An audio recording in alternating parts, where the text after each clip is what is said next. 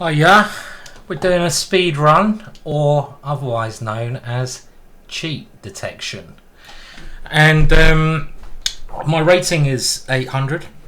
Chess.com very kindly allow me to do this, where all my opponents' rating, all my opponents are going to get their rating points back if I win. So don't moan, blah blah blah. And the idea is just to show you typical mistakes that are made around this rating boundary. So, for example, what mistakes do 800 players make, and we're going to try to look at what my opponent does wrong and hopefully what I do right. Now, as you see my last video, you will better tell that we've come across a fair few cheats. Fingers crossed that's not going to happen now. I know some of you said change your name. Not so easy to do. I have to go through a process. So we're just going to give this one more go. Are we okay? Place your bets now. Are we going to find a cheat in the next half an hour or not? So I'm going to play standard rule Lopez, and when you're at this rating range, it's quite important just to know some basic openings. And e5 is a good opening to be your first opening, because it's a very solid way to meet e4, and you get very rich positions. Now my opponent has played this rather peculiar queen e2. Now I'm not really sure what the cause or the meaning of that one is, so I think I'm going to simply develop my bishop to the most active square. And again, I'm not doing anything crazy at the start of the game. I'm just going to castle very sensibly. The only thing my opponent's done a little bit weird here is queen e2. I think that's a little bit odd because I might have a knight coming into d4, and it just seems like an unnecessary move. Yes, white is guarding e4, but there's better ways to do that, like d3, try to get the bishop in the game. So at the start of the game, the three rules: control the center. I've done that. Be careful where you put your pieces, but develop your knights and your bishops. So the only piece I haven't got developed is the bishop here, and get your king castled. So what is the best square for your pieces? Always try to find them. And with d6, I'm looking for the g4 square. My opponent has lunged out with this move. If you're going to play an aggressive move like this, you really need to make sure you know what you're doing. It's only a very easy way to calculate whether this is going to lose or be okay or lose materials. Count how many pieces you've got defending it. Only one, the knight. How many pieces do I have attacking it? 1, 2, 3. So I'm just going to take that pawn and say thank you very much. And my opponent now dies in with a knight. So let's be a little bit careful what opponents try and do. Even though we've won a pawn, doesn't mean we're going to win the game. And this knight is very dangerous, I feel, if the bishop can come here. This is a standard way to put pressure on my knight. So I'm just going to actually play this move h6, and this is the kind of move you won't see a lot at this level. A move that stops your opponent's ideas. At this level, generally players are only thinking of their own ideas, which is a big mistake. You've got to get into your opponent's mind. This is one of the first things you should do to become a better player. Try to think, what's your opponent trying to achieve? What's my opponent's plans? Here, for example, I want to do what my opponent wanted to do. I want to move my bishop to this square. So I think had my opponent done the same idea as me, this would have been a good idea, stopping this plan. I'm going to play that move, bring my bishop into the game, and I'm obviously thinking what happens if this captures. Well, I'm just going to capture it back, and now I can come back, but then g4, but I do have an opportunity here to exchange material. My opponent should have exchanged queens there. You want to get the queens off when you weaken your king. At the moment, my opponent's king is weak, and now I should be looking at ways to attack that king, and bringing the knight into this square is bringing my pieces around into positions that start to create threats. There's a little bit of pressure on the bishop, but I'm not actually threatening to capture that one because of the queen. But here I'm certainly thinking about taking this one. I'm going to go c6 first. I'm in no rush. We don't have to rush. Good players don't tend to rush. And you can see by playing sensible moves, you induce your opponent to play drastic, terrible moves. And this one loses a piece. One way to win at this level is just to try to avoid making mistakes. If you try to avoid, put your pieces on safe squares, put your king on a good square, try to play good moves that don't make errors, you're generally going to find your opponents are going to make errors, and you just take their pieces and consolidate. But winning one positions is often tricky, but my opponent is not showing any regard to his king here, and the knight and queen could coordinate well. And okay, it doesn't look like I'm a premium member here. I'm on the free membership. So there we go, a bit of Warcraft. I used to love a bit of Warcraft. Don't normally get the advertisements. There's been a bit of cheap over at chess.com. Maybe I have to pay. Remove ads. Shall I pay? No, let's play another game, shall we? So we're going to play another game, but at least my opponent wasn't cheating there. Thank goodness for that. And I'm just wondering, and we're going to do this half-an-hour videos basically, and you know, it'd be interesting to know if we're going to get any cheats, right? I did say place your bets, so I'm going to play the same opening in this rating range. The reason for that is I want you to get the feel of what you should be doing for both sides in the most popular opening, which is the Royal Lopez. Okay, now my opponent has played the Scotch. I think this is a pretty good opening. I wouldn't even say openings, it doesn't really matter what opening you play at this level, as long as you know some basic ideas.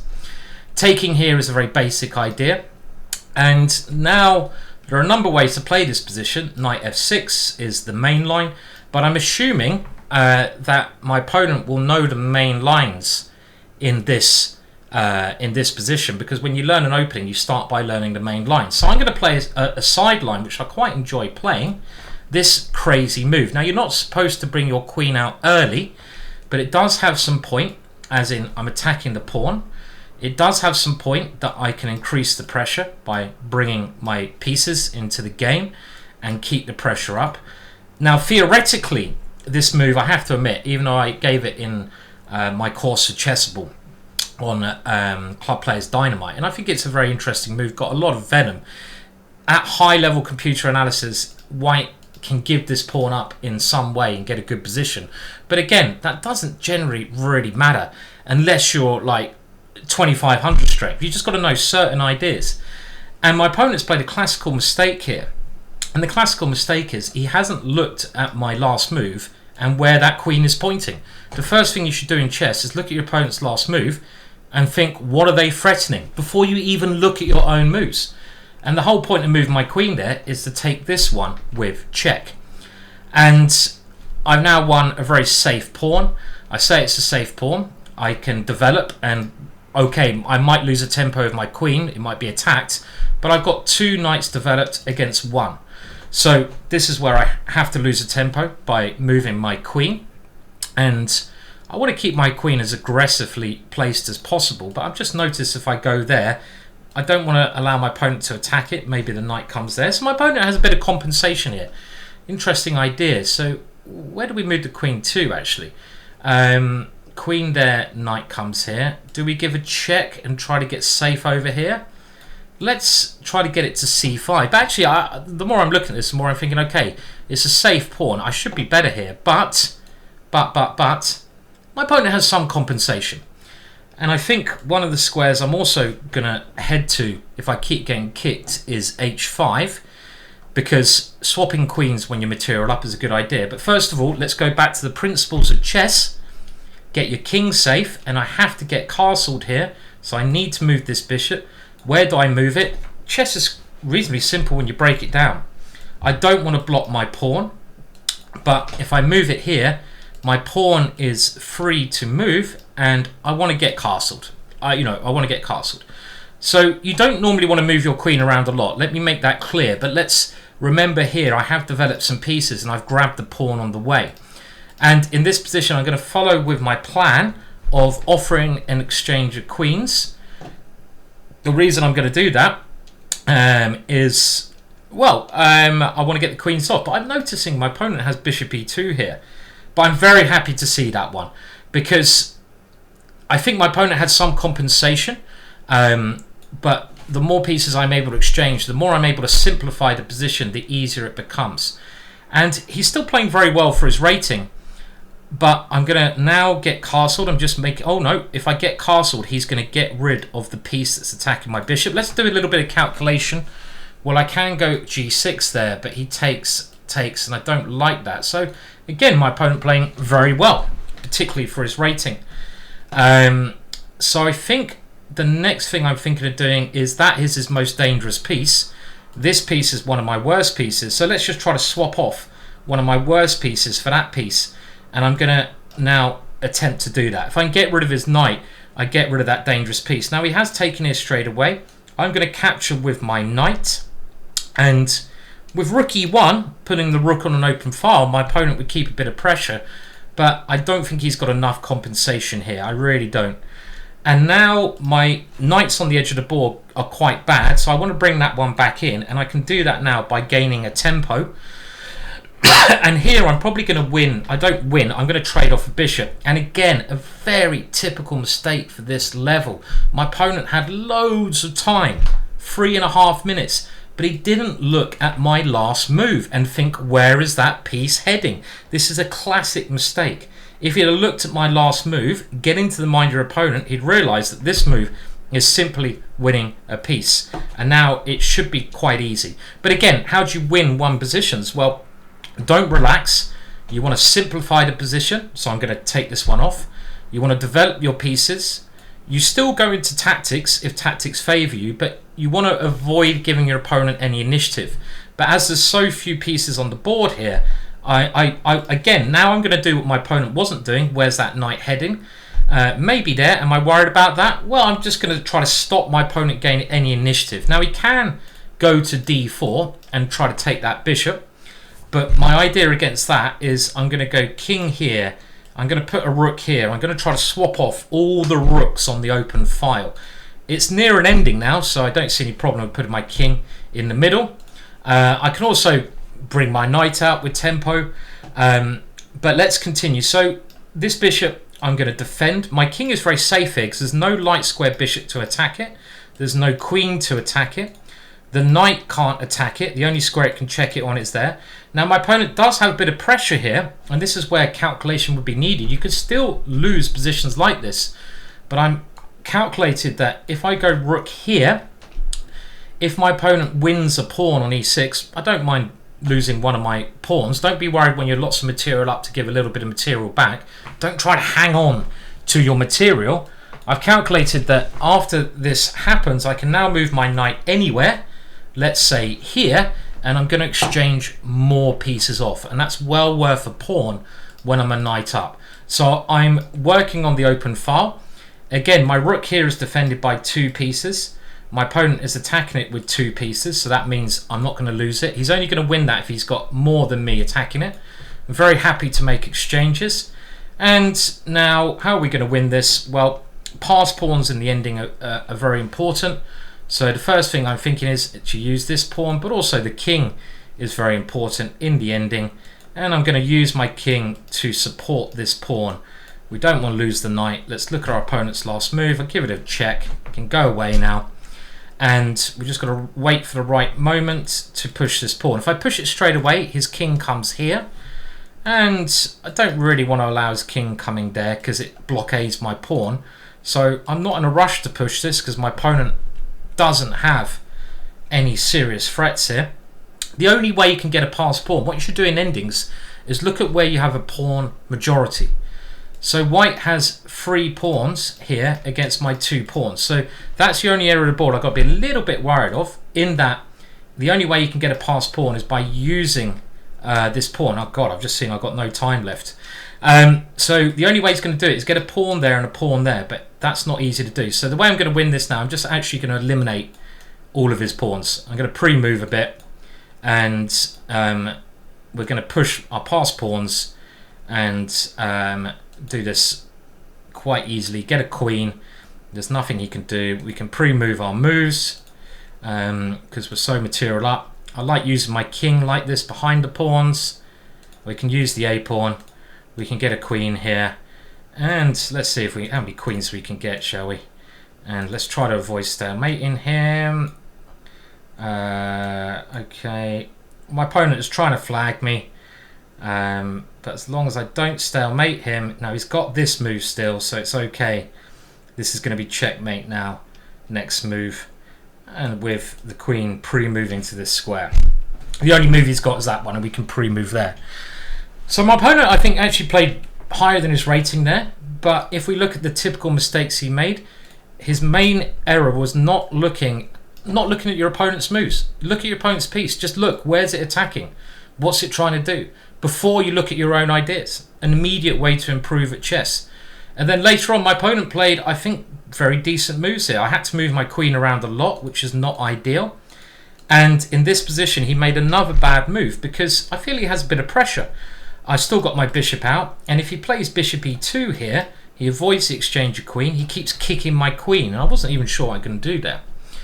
As soon as the queens come off, I have to be a little bit careful. But again, we can see he did the same mistake here. He didn't look at my move. He didn't look at what I'm trying to do. He only looked at his own ideas. So let's see if we can get a new game in. No cheats so far. Okay, I'm going to go for e4. And now we're going to play the white side of these openings. Again, I'm going to stick with the rule Lopez. It seems very popular, this choice, and we're going to look at typical ideas in this. Now, you normally want to put your bishop in one of these two squares. This is the more aggressive and tricky approach, which I prefer. You get more pressure against this pawn. And now the opening, what you've got to do at this level is just know a couple of openings, but know them pretty well. Don't try to learn too much. Stick with one opening. And the move that I play here is this one. And this is called the Max Lang attack. And this is very dangerous opening, especially if black doesn't know what he's doing. And if you're going to play these openings, you should really make sure you know about all your opponent's gambit ideas, because they can be extremely scary. Now, this one is not so normal, I feel. And I think just taking this pawn looks good to me. Why? I get my pawn back, and I'm threatening bishop takes f7 and queen d5 ideas. I love having a pawn on e5 in this position. It's also only one move for me to castle. It takes two moves for my opponent to castle, but my opponent has some real problems here. My main idea is queen d5, attacking the knight, attacking the pawn. And my opponent clearly, after the move d4, didn't know what he's doing. And this move is really ugly. The reason I say it's ugly is you should not play pawn moves, unnecessary pawn moves. You can play pawn moves in the center, but what's this move trying to do? Well, he's trying to wing back the center. But what about the king? He's forgetting about castling. Don't play little unnecessary moves. And he can't castle now. And he's also not looking at his weaknesses, which were these squares. And after the queen comes here, well, he's losing at least a piece. And again, you can see at this level, all I've done, I've played a very normal opening. I played one move, d4. My opponent has disconnected. There we go. You still get bad losers at this level then, clearly. My opponent, so we can talk about this in a minute. It looks like he's going to resign, but he's already lost here. He's already losing a piece. I'm threatening checkmate. He has to go queen e7. I'm going to take the knight on e4. I'm a piece up. And then I go back to swapping off, playing normal moves. I've got a very good position. Luckily, the one thing I like about chess.com now, they've got this auto-resign thing. So if we have a look at this, all I did, I played this opening with knight f6, and then I know the Max Lang attack with d4 is a very dangerous move. My opponent did a typical mistake of not knowing his openings well enough, and not, when you're doing the opening, you've got to think, am I going to lose, how could I possibly lose quickly? And one of the only ways you're going to lose quickly is by your opponent playing the most aggressive ideas. And they're the things you've got to look at first. So make sure you look at your opponent's gambits. Just have a look on gchess.com. This is a chess site that I've developed, gchess.com. The link's below. That will show you all of these gambit ideas. You'll be able to have a look at what you should and shouldn't be doing. There's stuff there. And the point with that is you just got to look at the most dangerous moves your opponent play and make sure you know what you're doing. Because after knight takes e4, he's probably lost already. One bad move. If you're going to play an opening, just make sure you know a little bit. You don't need to know loads. This one is the main move, just in case you're wondering, this one. But he really is in trouble after pawn takes here. I mean, f6 was the cherry on the cake. Okay, so let's see if we can get two more games in. So we're going to play e4 again. And my opponent has banged out f5. And this is just dubious. We're just going to take that one. Why the hell not?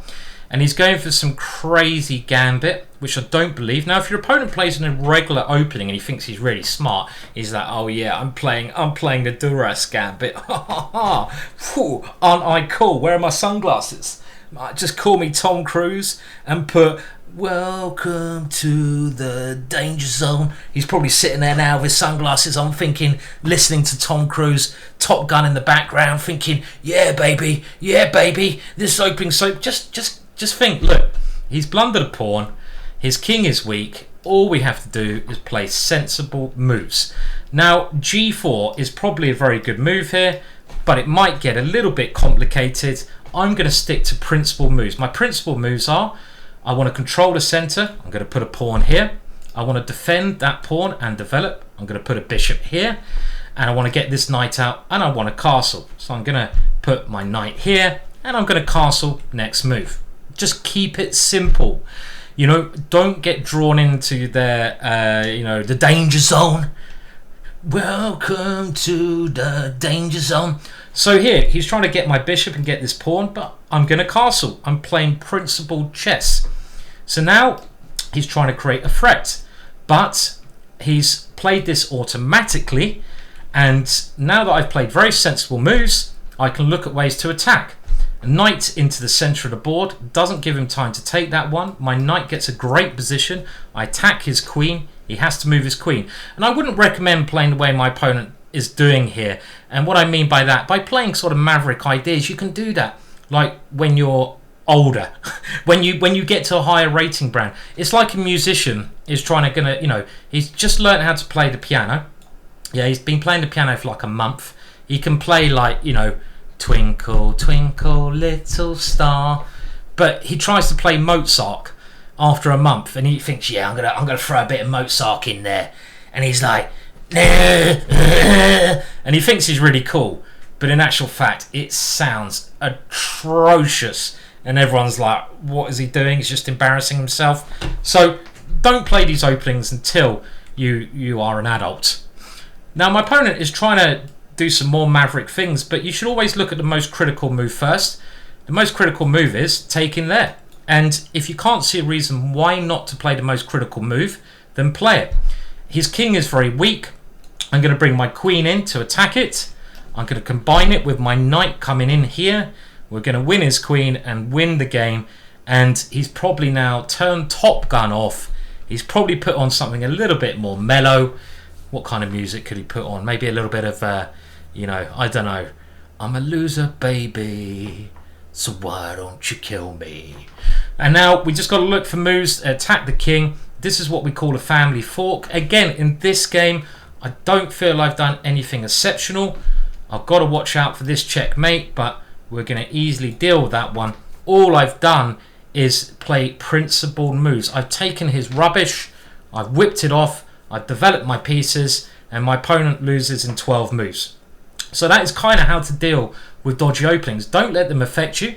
If your opponent wants to play like a maverick, I have to give him a bit of credit. I'm being a little bit harsh on him. I'm sorry. Play whatever you want, but it's if you want to get better at chess, you've got to play principled openings and learn them. Stick to the same openings. Don't play trappy openings. There's a lot of rubbish on the internet. Try to build yourself up slowly. Chess is a bloody hard game. I'm trying to make it as easy as I can, but you need to build up your knowledge bit by bit. And all I did here, I just put a pawn in the center of the board. I want a castle kingside. I need to move my knight and bishop. I move my knight and bishop. I deal with his threats by defending that one. Get my king castled, and as soon as I castled, I see an opportunity to take over an outpost. I take it. Right, one more game at this level. We're getting our rating up slowly. 8, 8, 9. Can this be the cheater? We got white again. We're going to go for e4. And now I'll stick to the same openings. As we get a little bit higher up in rating, I'll try some other openings out. But I'm trying to bring you through the openings with these games. So if you're around this rating, you can see how a grandmaster thinks, how you should think, what kind of openings would be good for you. You've got to do your homework as well. You're not just going to improve from YouTube videos. Go to gchess.com. That's a great way to improve. But to try to give you ideas about how to play these openings, I'm going to play the same stuff. That's why I'm doing it. Okay, so my opponent has now played h6. And this is actually quite a unique idea. You rarely see this at this level. My opponent is preempting knight g5, but he's also playing a move on the side of the board. very risky when you're black. You're already a tempo down, you're black. So my thought immediately is this is a little bit overcautious. It's not developing a piece. I want to play d4 very soon. Why not play it now? Open the position up immediately. Because I have 2 pieces developed. I want to open it up because he's wasted 1 tempo and 1 tempo being black. Now I could play knight takes d4 here, but a very common gambit idea after you go d4 is to play c3. And I think you'll find this in my Grandmaster Gambits course for Chessable. And the point of this idea is, well, we can either go knight takes or queen b3. The queen now has access to attack f7. I'm going to start with knight takes, and again, I don't know the theory here. I'm just playing logical moves. And in this position, I'm now thinking about playing e5. And if d5, I think I can just take it. d5 would be a good reply, certainly. I'm thinking about queen b3. How would he defend that? I expect he'll go queen there. And I think I've got very promising positions. So you've got to do mini calculations. Queen b3, queen e7. I'm a bit worried about knight a5 there, trying to win something. But even that looks quite nice to me. So do I play e5? But after d5, what am I going to do? Always assume your opponent's going to play the best move. Don't play for traps. You know what I'm going to do? I'm going to castle. And I'm going to play a good move. And I'm going to think in his time now. He's playing very quickly. They seem to play very quickly at this limit. If you find that you're playing blitz games, you've got 3 minutes on your clock at the end of the game, you're not really learning anything. You've got to try to use your time.